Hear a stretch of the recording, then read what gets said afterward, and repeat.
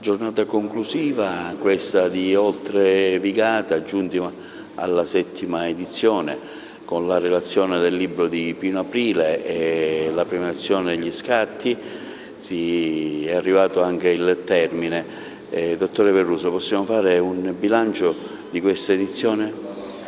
Assolutamente sì, è un bilancio molto positivo.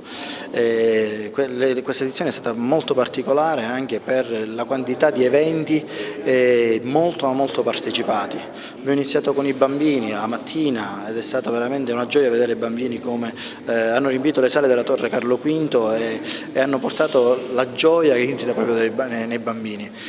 Una festa dei bambini è stata quella tra venerdì e sabato mattina, e poi la sera con i vari appuntamenti abbiamo avuto il piacere di ospitare il procuratore aggiunto Salvatore Vella, Francesco Pira, Mario Barresi, il commissario di Porto Empedocle. Insomma, è stato un momento molto importante in cui si è parlato di mafia e comunicazione e di crescita comune. Spettacoli teatrali, musicali, il concerto dei Blue Sensation, Giugiu Gramaglia con il suo spettacolo, e sabato sera un genio della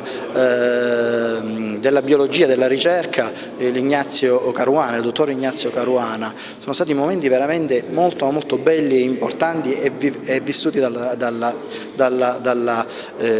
città. Ma quello che è stato veramente il boom, dove abbiamo riscontrato il maggiore flusso, è stato appunto percorsi d'inchiostro sulle orme del commissario Montalbano.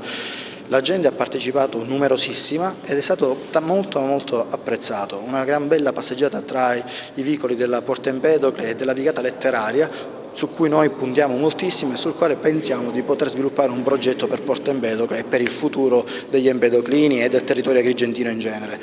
E adesso Pino Aprile che chiuderà la fiera, e la premiazione di un mare di scatti, anche quella molto partecipata. Davvero vorrei ringraziare tutti quanti, chi ha partecipato, chi ci ha aiutato, sia con i contributi, la Regione, l'ARS, il Comune di Porto Empedocle, quindi l'amministrazione, e chi ha voluto dare comunque un contributo, e i ragazzi della mia associazione e gli attori di Percorsi d'Inchiostro.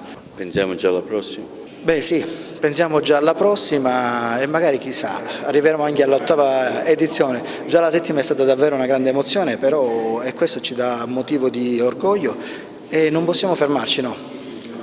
Ci vedremo un altro anno, dai.